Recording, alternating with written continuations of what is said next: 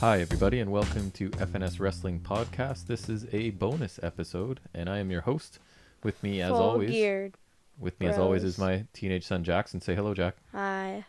So we thought we finished up watching Full Gear, and we thought rather than basically wait for our weekly show on Saturday, which would then be a week away from the pay-per-view, we'd sit down. We got a chance on this Monday night to sort of talk about it before we forget. So we thought we'd throw in a bonus episode here of the Full Gear pay-per-view from a couple days ago. So it won't be quite as in-depth as some of our reviews of Dynamite and NXT because we weren't taking full move-for-move notes, but we've got some details I think that are decent will get us through, and then we'll just sort of add our opinions to it on the overall pay-per-view. So do you want to just get right into it, Jackson, since we're trying to keep this somewhat brief? We got stuff to do tonight. What? I don't know. You probably want pasta for some reason. Yeah, you want me to make you pasta, so let's... Yeah. Which would be a second dinner, but I'm okay with that. So let's get started. Let's do that. All right. Yes. So this started off with the buy-in, which, I mean, we watched some of the buy-in, and we basically watched none of any WWE pre-shows. We just maybe watched the match that's on it, and sometimes not even that.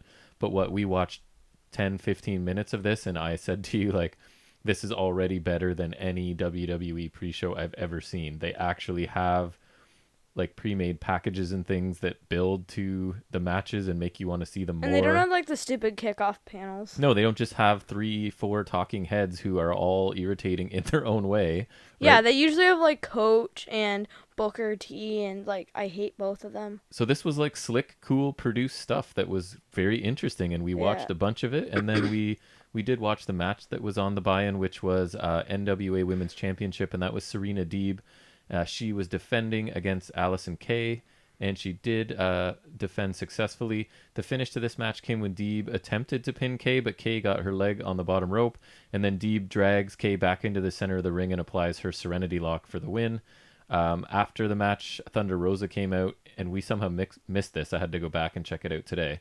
So she came out, and basically I think the gist of it was that she's still under contract with NWA because there has been some question about, well, everyone's interested in signing her, right? So I think she was just clearing the air that she's still with NWA, and she's like sort she of... re-signed or like... No, I think she's always been signed is the thing. Oh. And she wants the title back. What I've been hearing somewhere is that it's sort of getting to be like a...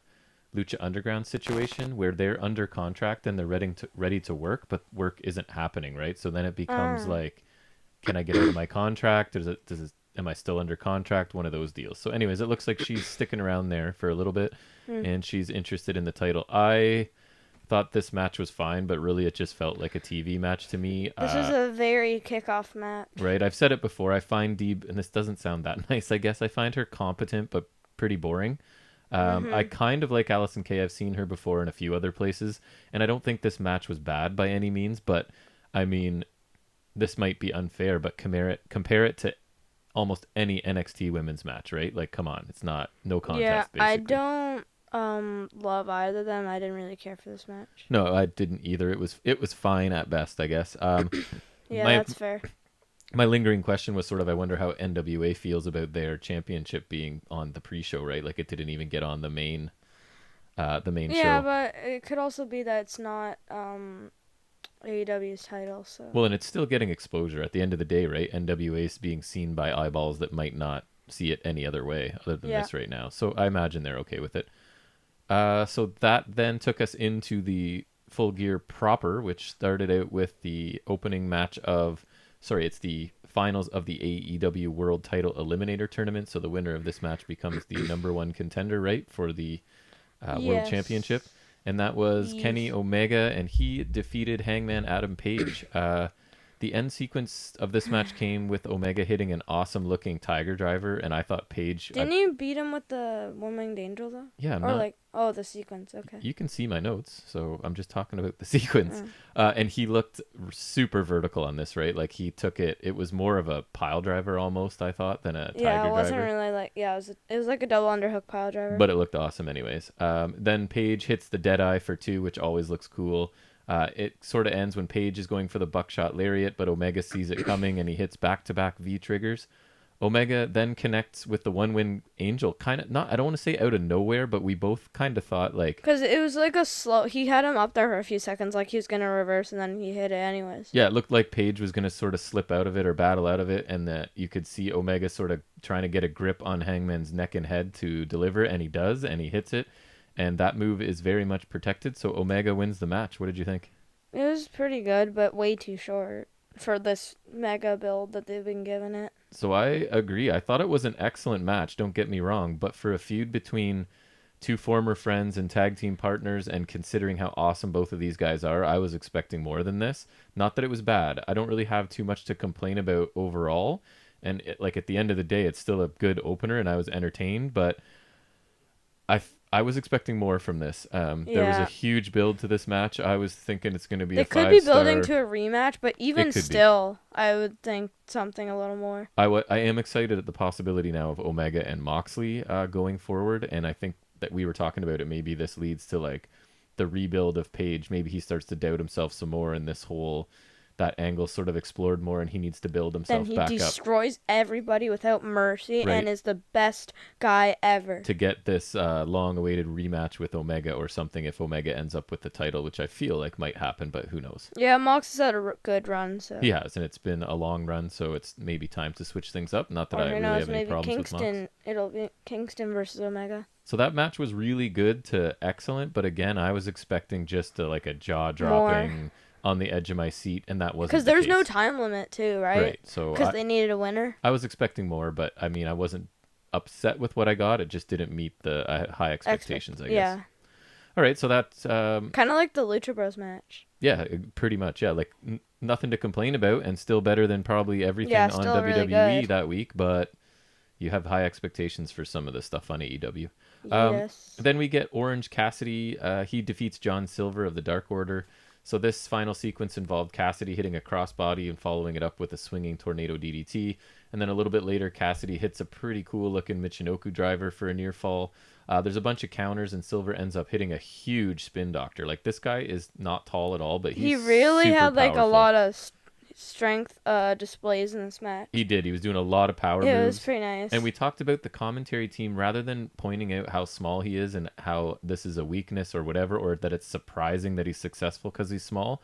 They talk about, sure, he's short, but he's compact. He's really strong. It presents a challenge for people because he's a different size and shape, but he's not light by any means, and he's incredibly strong. So I like that they don't play up his height as a weakness. It's just part of who he is, and he can use it to his advantage, to be honest.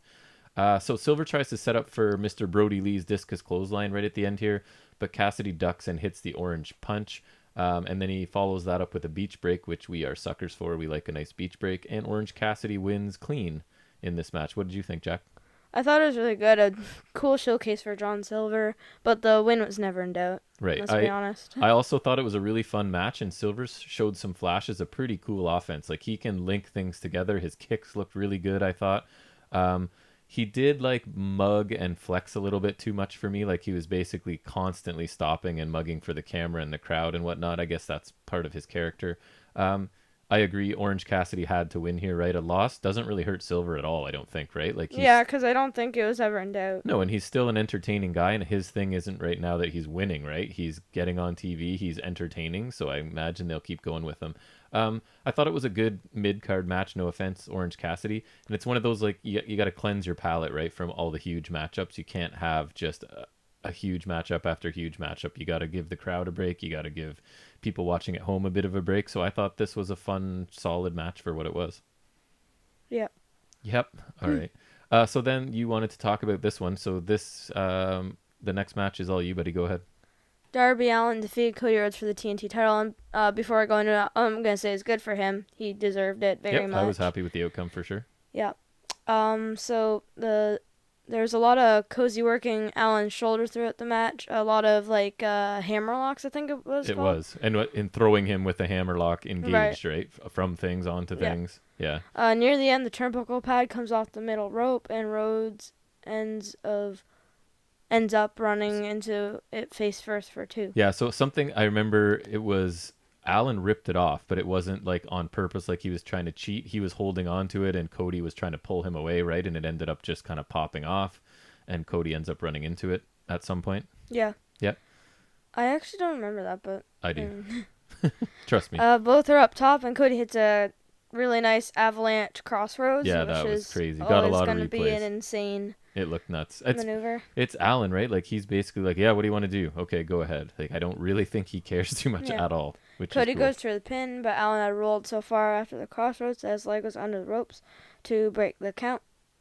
Rhodes then hits scoop slams on Allen several times. Yep.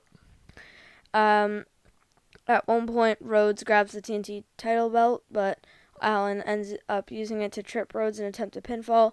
Later, Allen connects with the coffin drop from the top rope, but Rhodes manages to kick out, which is a surprising. Yeah, I was a bit Because surprised. I think it has been kicked out of, but it's definitely and he nailed it too. He got all of it, as they say.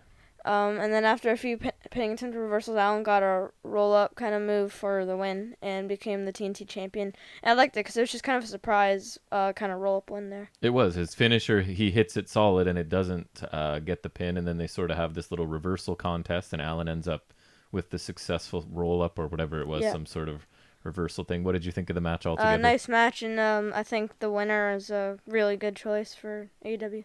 Yeah, and I know I complain about Cody a lot here, but I don't generally complain too much about his big matches. No, his in-ring work is his strength, I think. So I liked this match, and at the time, I'd have to think about it, but I might have liked it better than the Omega Page opener. Probably. I thought, and I'm not trying to be a smart aleck here, I thought there was a clear heel-face dynamic, and I don't care what anyone says about Cody. Like, he was a heel in this match. He's doing push-ups in the middle. He's doing mocking little kicks. Yeah. Even his manager's basically on him about some of the things he's doing, mockingly offering to pick Darby Allin up and just not taking it seriously, right? So I like this story. You've got the... And Darby Allin's like their biggest face right now, the big, right? strong, or like one of them at least. That's right. The big, strong, cocky heel who, I don't know if you heard this, he put on 14 pounds. Oh my God, how many times we have to hear about that? Attacking the smaller sort of baby face who just refuses to ever give in, right? He's going to take whatever beating you can give him, and his arm gets worked over for a half hour or whatever it is, and he'll just never give in. And then basically Cody's kind of cocky behavior ends up costing him the match. And I think this is the right move. Allen sort of needed to win here. He can't keep losing to Cody over and over. And it's kind of time to pull the trigger on this kid. And give him a title. He's something unique and different and fun to watch. He just moves around the ring differently from everybody, I find. He's super quick. And even though this match was mostly him taking offense for, 75-80% of it, it worked for me. It told a cool story, and I like that the underdog came out and won. Right. He has a nice underdog character going. I think that roll-up finish adds to that nicely. Yeah, I was quite impressed with that match, and I know I give Cody a hard time, but his style is different from a lot of the guys on this roster, and it's a bit slower, and it's a bit more methodical and heavier with 14 pounds thoughtful heavier. and strategic, but I don't mind it. I think there's room for all styles across the show, especially a pay-per-view like this, so I was happy with it. Yep, me too. So then Taz comes out, and he distracts Rhodes and Allen while Cage sort of sneak in behind and attack them. Starks took out Arn Anderson as well. Right.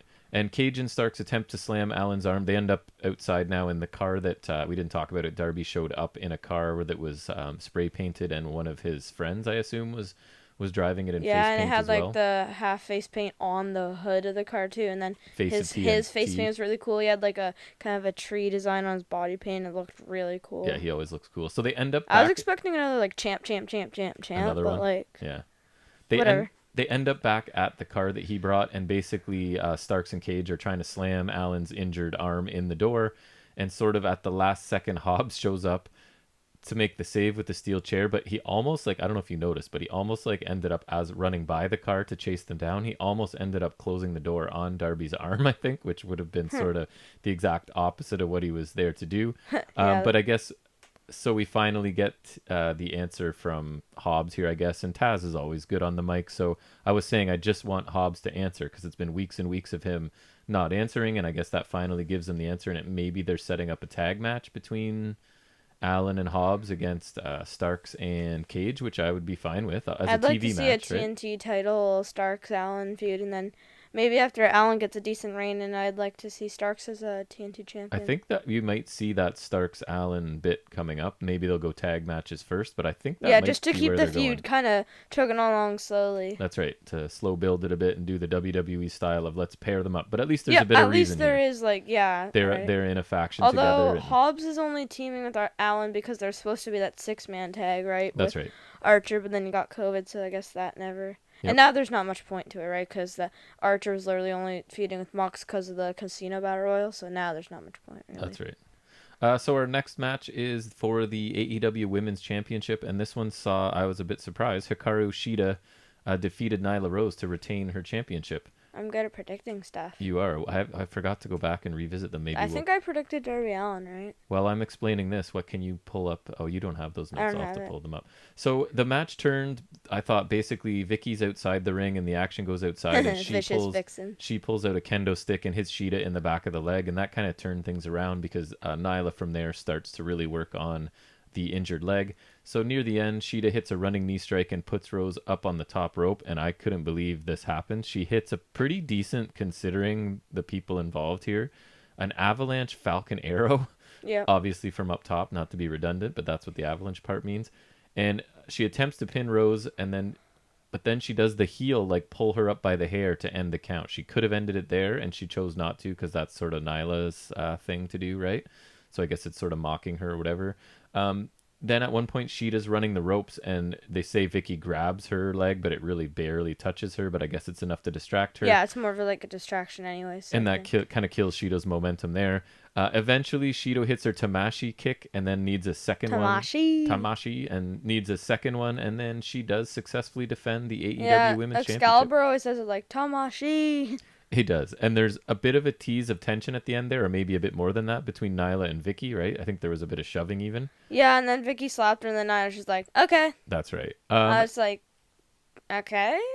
What did you think of the match? I thought it was pretty good. I was not really excited for this coming in because there was not much build, but No. it turned out to be pretty good, and the I guess the David and Goliath dynamics, that was pretty nice. That Falcon Arrow was nice, but it wasn't bad. But I think there's a lot better stuff on the show. There is, and even because I just want to compare apples to apples, so women's divisions and women's matches. So I thought this match was good. I like Sheeta a lot, and Nyla was fine too. It wasn't great, and if I'm being honest, like the opening match of NXT, which was Ember Moon and Dakota Kai, opening match on a TV show, I thought was considerably better than this, in my opinion. So Something about I think both of them does not impress me super much. Like Nyla Rose is pretty good, but there's something about her I find her kind of boring. Then same with Sheeta, like she's pretty good, but like also like I don't care too much. We don't know her. anything about her, right? And Nyla, I really don't mind if she would just have some jobber matches and just squash people and crush them. And she could be like AEW's Awesome Kong if they really book it right. But... She could. There's something missing there, and I'm wondering if they've decided she and Vicky aren't the best fit, because it almost seems like that experiment's on the way out already. I mean, if you managed someone and you had the name Vicious Vixens, right, you'd probably be over soon as well. That name definitely did not work for us. We giggle every time they put it up on the screen. Vicious Vixens. So this for me, I like Sheeta. I don't know anything about her. I want to know more. She's been your champion for quite a while, and we know nothing. Yep, since Double about or Nothing. So anyways, it was a fine match, but definitely not one of the stronger ones on the show. I would argue one of the stronger ones on the show is coming up next, and that's one you wanted to talk about. Yeah, and so we also need a title redesign for the women's championship, please. Yeah, the tiny bracelet. You don't like it? Yeah, it's such a bracelet. I don't like it. I almost hate it. Like you do. Well, tell us about a tag team match that you didn't hate. Another one I predicted. Yeah. Oh, Young I'll pull Bucks up those notes while you're here. FTR to become the AEW Tag Team Champions. This one I remember predicting because I was like, they've put themselves in a bit of a corner, so they're probably going to win. And then I was trying to be the smart guy going, and that's why I think they won't do it, because it's so obvious that they just won't follow through with it. Big brain. Sometimes obvious is the right answer. Sorry, go ahead. Just like in the tournament, I guess. Yep. So FTR spent a lot of this match isolating Matt's injured leg. They definitely did. Because I think there was a bit of a legitimate injury involved, right? Yeah, so we're told that he has some sort of leg injury, I think. I for don't real. think it was ankle, because ankle I think is kayfabe. I think it was like ACL. I agree. I think they're So. working on the ankle to avoid working on the actual part that hurts, maybe, Yep. yeah. Nick lands several kicks to FTR and he takes control of the match. Matt eventually makes a blind tag and lands a huge kick on Wheeler's face. Yes. Cash Wheeler, that is. Yes, he was kind of down on his knees and took like a whatever super kick right to the face. FTR responds to the tandem bulldog off the top rope, kind of like electric chair bulldog, and then Wheeler just sprints and spears Nick off the apron. I thought he was awesome in this match. It was Yeah, insane. he comes sprinting over like the standard heel. You're gonna knock the other face off of the apron so that he can't. Yeah, like just like shoulder block him off, right? But he just dove through the ropes and like speared him off. I wish this was video so I could show you guys, because it was just, and I laughed just because it was so funny. It's just like you don't expect it, but he just like charges at him and just takes him off the apron. It was it was like a better version of like, it's like the thing Big E always did, but like looked safer. It did look a bit. It looked fairly safe. It was unexpected what he was doing. Too. Big E's is always just like so convoluted and set up. Yep, it was just like a missile coming through there. It was a very cool spot. Sorry, go ahead. Young Bucks get momentum back when they pay an homage to the Hardy Boys by hitting a twist of fate, a swanton bomb. Yep, there's a bit of that in this, right, where they're going through some tag team combo finishers, sort of as a tribute to past didn't teams. FTR do one? They did a heart attack at some point. There right? was a few of them, different there's things. another one that Young Bucks did that I forgot. But they did something else too. They did. That was a famous. Well, their Mind Breakers coming up, so. Yep. With Nick and Wheeler down on the outside, on I think the stage, Matt puts Dax Harwood in a sharpshooter, and then Nick puts Wheeler in a sharpshooter on the entrance stage right beside the ring. Yeah, so even though one's inside and one's outside, they can basically reach each other, right? They're like. But then Cash taps, but then he's the one on the stage, obviously. So. Right. Exactly. Yep.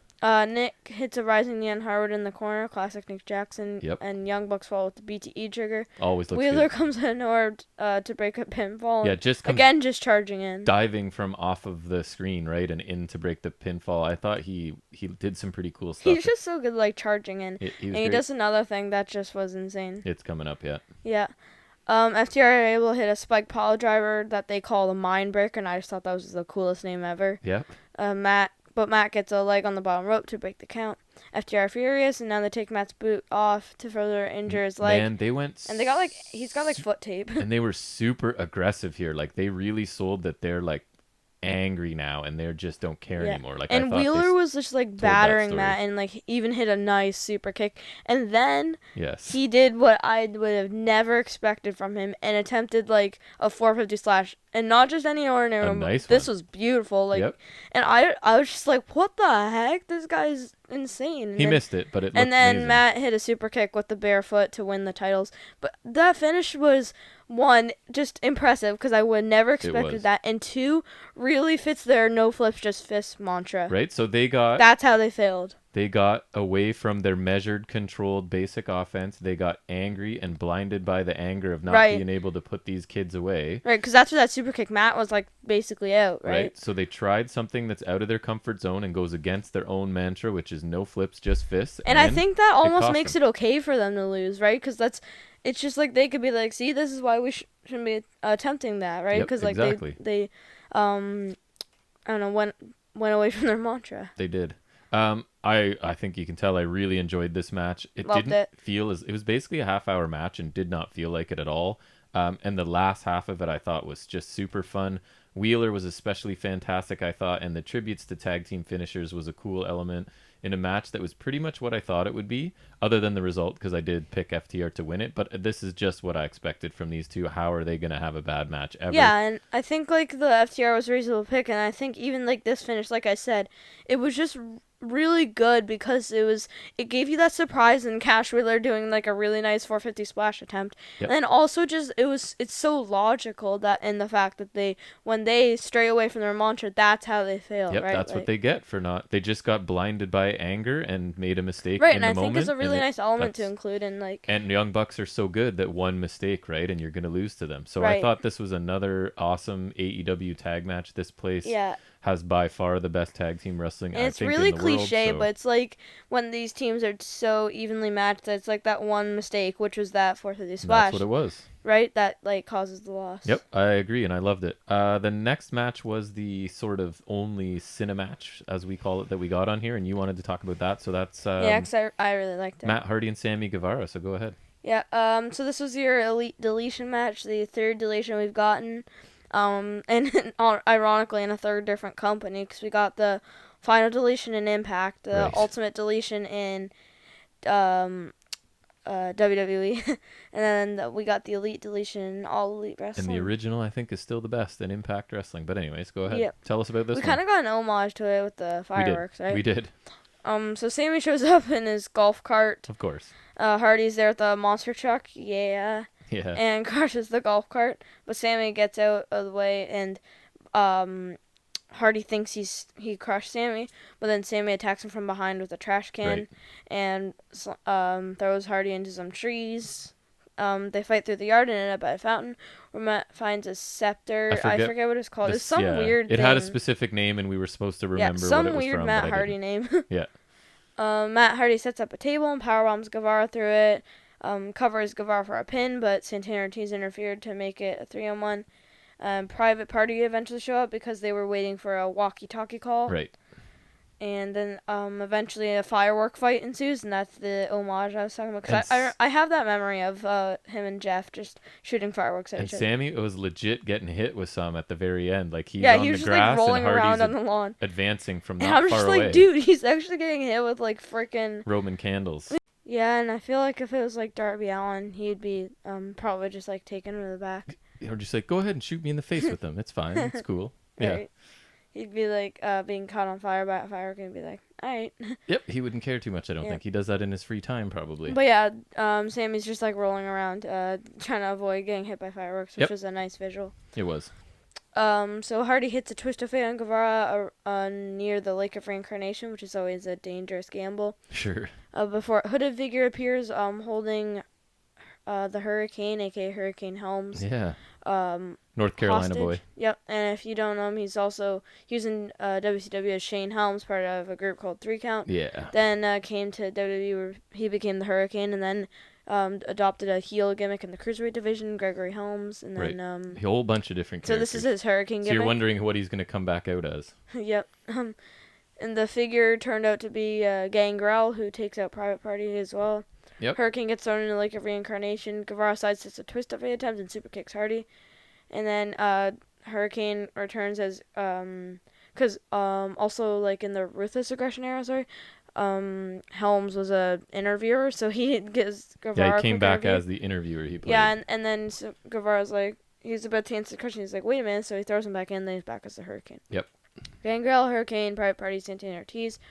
Hardy and Guevara all end up in the ring that's set up in the woods, and they brawl. There's rings all over the place on this compound. One outside, one in the dome. Sorry, carry on. Yeah, and Guevara and his group end up chasing Hardy into said dome, and which that is the dome of the deletion. Yeah, but I like the name. Yeah. I remember it from the Ultimate Deletion. Yeah, and he tends to exaggerate things, right? He takes simple things and exaggerates them to make them sound better. It's kind of what his character does. Yeah, and you get Skarsgård, the dilapidated boat, to fall over to kind of stop the Gangrel and Power and Powerful, and then gets Neo 1, which is the new drone, to lock down the Dome of Deletion. Right. And there is, as you mentioned, a ring as well.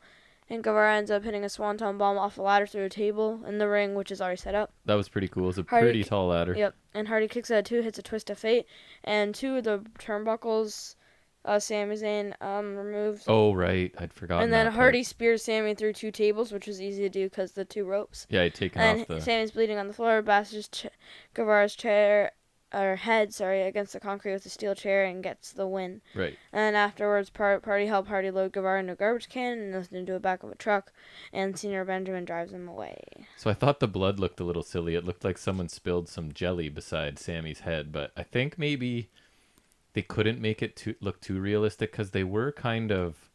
it was reminiscent of Hardy's actual injury, right? So I don't know if that was in the best taste to be sort of parodying an actual where we thought the guy like seriously hurt himself.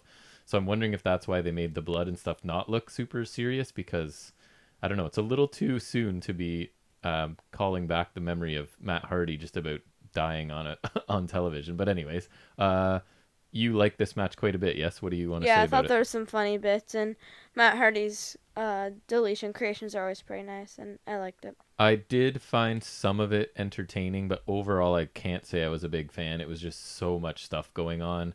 Some of it humorous, Gangrel and some Hurricane of it wasn't too not. necessary, but And just I like thought it was it nice. became like there's two matches going on at the same time because everybody else is fighting in the other ring, and I don't know, it felt a bit too long for me. And yeah, the finish being really similar to Hardy's actual injury, I thought was an interesting choice. And I'm not sure why a young guy who could be a future star in this company needs to lose to a 40-plus-year-old that I can mean, it is barely a walk. deletion, so It it's is. like it's not exactly your average match. And one thing we both found annoying at the beginning was the combination of the location and like the atmosphere, and then having them try and do commentary over top of it did not work Yeah, and for I me at would all. just like even some just eerie Yes, background noise. That's all I nothing, need. nothing overwhelming like Yeah. Moose's cinematch because that music was Or like the ridiculous. Boneyard match. We just need like some background noise for Yeah, this, I did honestly. the commentators. And you could have Matt Hardy saying some amusing things. Like I remember in the final edition, he was like, "It's a dilapidated boat," or like, and I remember you always saying like, "It's over" and It's stuff like over. that, right? Like, But these serious commentators, right, trying to commentate all this ridiculous stuff happening right? didn't work very well for me. I thought it didn't help things. So Yeah. I didn't love the match. I really haven't liked many cine matches at all in either company other than AEW's whatever it was called. Jack, what was it called? The one I liked. Stadium Stampede. That one was awesome. I Everything. loved So that. this wasn't my least favorite cine match, but I don't love it either. It was fine. It wasn't a waste of my time, but I wouldn't recommend it to people. I'd put it that way.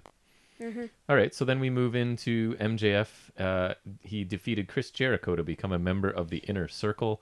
And again, we had lots of limb targeting in this, as it was Jericho's arm by Because MJF. he tried to do juice effect and then, Right, on the ring post. yeah, and Yes, he hit right. the ring post. And so then there's a lot of arm work, also because it would set up for the Salt of the Earth, which is one of MJF's signature moves, right? So at some point, Jericho escapes that Salt of the Earth, and Wardlow comes down to give him the Dynamite Diamond ring that he uses to cheat all the time. And MJF tries to use it, but he misses Jericho. And then Hager kind of comes down and gives Jericho his favorite bat, Floyd. So MJF does the classic move where he acts like Jericho hit him with the bat, so he lies down on the mat and sort of trying to mislead the referee who wasn't paying attention, just like Eddie Guerrero used to do. So the referee is sort of reprimanding Jericho for this, and MJF surprisingly here gets the roll-up pinfall, and MJF and apparently Wardlow, as we learn, will Well, now because I guess yeah, he's like the muscle. comes So with him, will join the Inner Circle. Um, I like that Jericho even respected that after, he did. which I thought was funny. What did you think of the actual match? I think both these guys are renowned for their character work, and MJF has got some potential in ring, and Jericho's winding down his career. So it was about what you expect. It was a fine match, but I really liked the story coming into this, and I like the finish because it was kind of funny and I, very MJF. if I'm being honest, I thought this match was pretty boring. It was average. It was what you expect I from them, think I it's guess. clear Jericho's lost a couple steps, and MJF, like you're saying, he's good in the ring, but he's not amazing yet, right? He can't Like carry a match. he's not going to carry an aging star that's kind of slowing down a little bit. So it was kind of slow and plodding in parts. And wow, has there ever been a lot of extended limb targeting on this show? Have you noticed? Almost Yeah. every single match has had very extensive like I think the only targeting ones of were the limbs. two first matches, right? There's a ton of it going on, and it's not bothering me. I And just then find the it odd that deletion. nobody noticed and nobody went, "Hey guys, stop." Spent that. Anyways, it's fine. So I predicted this result, but I did not predict not really enjoying it. So I was a little bit disappointed in this. I don't think it was a good match by any means. But again, these two guys are amazing at other aspects of the wrestling business, so I'm not too upset about it. But I might have been my least favorite match on the show, actually. Yeah, that's fair. There was a lot of other good stuff. So yeah, they're renowned for their character work, but I don't think this is their strong suit. MJF is good, and like you said, can't carry a match. Not Yeah, yet, not yet. So then he'll that get takes there. us to our main event, in which what a physical, brutal, bloody match this was. Different, Definitely main event caliber, I would definite, say. and different from everything else on the card, which I liked. Right. So we had John Moxley ends up defeating Eddie Kingston in an I Quit match for the AEW World Championship. So this starts out physical right away. Moxley doesn't take long before he gets a barbed wire bat out from underneath the ring, and he actually uses it. It's not just introduced and they miss and miss, and it gets stuck in the on the turnbuckle cover or something like usually happens with barbed wire. He's hitting him with it multiple times. So Moxley then gets him down and basically grinds the barbed wire bat across Kingston's face, and it does cut him open. I think I saw a part of it catch his lip and cut him right away, and then he has a cut on his forehead as well. So Kingston eventually gets a piece of this barbed wire and wraps it around his fist, and he repeatedly punches Moxley while he's on the ground. Kingston puts Moxley in a wrist lock submission, and Moxley has to bite Kingston's leg in order to get out of the hold, because it is sort of, there's no rules to this, right? So he can do whatever he wants. Kingston sets up 2 tables to suplex Moxley through, but Moxley ends up blocking it and hits a suplex of his own to Kingston. Then, of course, we get the bag of tacks has to make its appearance, and it gets dumped in the ring. And I did see a clip of Mox getting slammed on them on Instagram, so I knew this was coming. Got spoiled. Yeah, just on this spot. Kingston reverses a paradigm shift into a suplex, and Moxley lands back first, sort kind of of like on a the belly tacks. to belly suplex. No, was it? Or like some sort of hip toss kind of thing. Oh, okay. I thought it was just a regular suplex. I could be No. wrong. Kingston then, just to add insult to injury, he grabs a bottle of rubbing alcohol from the timekeeper's area and pours it all over Moxley's bloody, tack-filled back at this point, which can't feel nice. Good thing these guys are friends outside of the ring, I think. Kingston at Imagine one point, like Bret Hart and Shawn Michaels doing that to each other. Yeah, Kingston at one point scoops up a handful of tacks, and when the opportunity presents itself, he throws them into Moxley's face. So Kingston now attempts the bulldog choke, which is the move Moxley has been using a little bit, right? Yep. But effectively. Moxley's able to counter it into a sleeper hold, and then he transitions that into a pretty nice pile driver. Following the pile driver, Moxley drives Kingston's head directly into the mat with his paradigm shift, and then he basically, the only way he figures he can end this, he takes a piece of barbed wire, wraps it around his forearm, and then applies the bully choke with the barbed wire digging bulldog into choke. Kingston's face. Kingston takes it for a little bit and then eventually has to say, "I quit." So he loses the match and Moxley retains the title. So after the match, Omega sort of makes his way down to the ring to exchange some words with Moxley, sort of setting up their future match, obviously, that's going to happen. And what did you think of this, buddy? I thought it was really good, played to their strengths of the brutality. And I thought thumbtacks were obvious, but I like the bit after with the rubbing alcohol because it's just unique and something Kingston would do just to cause a little bit of extra pain. And I like that Mox had to use that submission in the end, but had to go a little over the top with the barbed wire to get a madman like Kingston to quit. I thought it was really good. I thought this match was awesome and really fun to watch. Despite the brutality, it was still super entertaining to me. I find it kind of funny that last year at Full Gear 2, Mox had another like kind of brutal hardcore match because he had that lights out match with Omega. That's why he's valuable, man. He can do any kind of match you want, right? Like, he's willing to do whatever. If you want to go technical, he can hang. If you want to just go bloody and brutal, he's fine with that. And I thought I thought Kingston looked good here brawling and wrestling. I got to give him a bit more credit than I do for his wrestling ability. They told a pretty awesome story. To me, it lived up to being a main event, and I thought it was cool to have a different style match ending the show, right? Not just a straight up AEW fast-paced action, lots of technical ability. Their strengths, even like a guy like Kingston who's not always cut out for everything, he can be a main eventer, and like you said, he's got more wrestling credit than I guess what you would give him credit for, right? So I don't know what's next for Kingston, but I think at this point he's proven he can main event a show and deliver. So I'm happy for him, right? Because he's had a long career of never quite making it to the top, and I thought he and dare I say maybe well. a main event at some point. He could be. Like I have no problem. I was very satisfied with this match. And I mean, like Jericho had a great reign, and his career is kind of winding down, and like I think Kingston has a genuine chance to be a champion.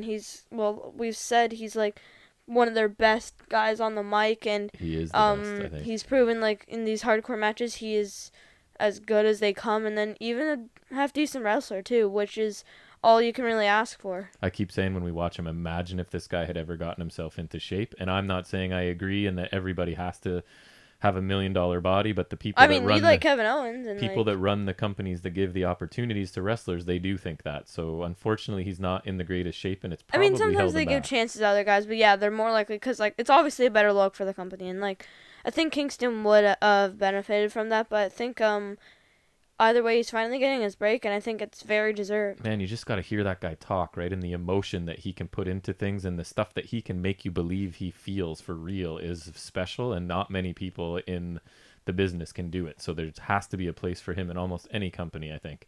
I think he'd make even just a fantastic TNT champion.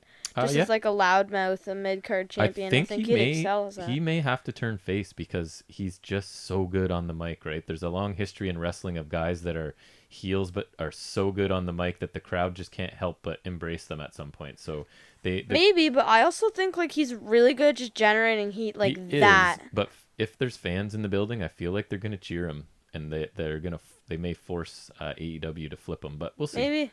Either way, I'll be happy to see him, happy to listen to him talk anytime. Talks money out of my wallet, that guy. Yeah. So overall, what did you think of the show? I think good pay-per-view that definitely made up for All Out. Yeah, All Out, we were pretty disappointed. The tag match at All Out was really good, but yeah, there's not much there. But this was like really nice. The Jericho and MJF match was meh, but like at least had a good story running throughout. So if you had to give it a grade, I'm putting you on the spot because I don't think you did ahead of time. What would you give it? I'd say that was like an A- pay-per-view. Like. So my thoughts overall, Elite Deletion MJF were not great for me. I like the Elite Deletion. The opener, the tag match, the TNT World Title, and the World Title match, were all better than good. I would say at least you can go anywhere from very good to great to amazing, whatever you want. But the women's match was decent. The Silver Cassidy match, I thought over-delivered a little bit, and I, like you, gave this a very entertaining A-. I thought it was a really good show. Yeah, really nice. And it's good because, the last pay-per-view we watched of theirs, we were not thrilled with, right? So that was a nice change of pace. Didn't Moxley defend against that? I forget. Was that? Oh, no, that wasn't Archer yet. No, Archer, because he won the Battle Royal. So I'm revisiting our predictions, right? So for Deeb and Allison Kay, you took K and I took Deeb, so that's one for me, right? Cassidy and Silver, we both took Cassidy. We're both correct. Hardy Guevara, you were correct on that. So we're even now. Oh, it's MJF. How could I forget? Jericho and MJF, we both took MJF. I think I convinced... No, I took Jericho. Oh, you took Jericho. That's right. I almost convinced you to take MJF. So I'm up. I was on the fence. So I'm up one. Sheeta and Rose, you took Sheeta. I took Rose. So we're back to even. Paige, Omega, you took Paige, I took Omega, so I'm back up one. Rhodes and Allen, we both took Allen because we're smart boys, and we were correct. Yes, smart boys. Here's where you catch up. FTR and Bucks. You took Bucks, I took FTR, so now we're even, and in the main event, we both took Moxley, so we've finished in a tie this show. Oh, dang it. A few wrong, mostly right, I think is how it went.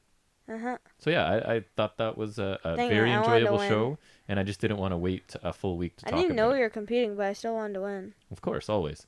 So I don't know if you have nothing else to say, buddy. We can wrap it up. Well, yeah, I thought it was a really good pay-per-view, and if you want to watch it, I would say you could. They always say you can get on like Fight TV and BR Live or whatever, or try to find it on like a website or something. But it was really good. Yeah. Well, I think that'll wrap up this bonus episode. We just wanted to quickly for us is 42 minutes, but we like to talk wrestling, and this is what happens when we sit down and chat. But we just didn't want to sit on this great pay-per-view for a week and then try and have to remember what it was and mash it into what's already a packed. Yeah, we tend to go 2 hours on Saturdays anyway, so if we can get half an hour out of this pay-per-view off the show and sort of nicely packaged to you guys all and on its own a couple days out from the pay-per-view, hopefully we'll get a few more listens. So please feel free to share this, tell somebody else, send it to them, get them to check it out. We appreciate all of you listening as always, and it'll be a short wait because we'll be back on Saturday with our regular show again. Episode 17 should be dropping on Saturday evening as it usually does. So at that point, I think we'll sign off for the night, and thank you everybody for listening. Again, find us on pretty much anywhere you'd listen to a podcast. We are on YouTube, iTunes, Spotify, Podbean, Overcast, and Google Podcasts. Pretty much anywhere you can find us. Love it if you send us some sort of feedback and share us with anybody you know that might be interested. So that being said, have a great night, and we will see you back here on Saturday.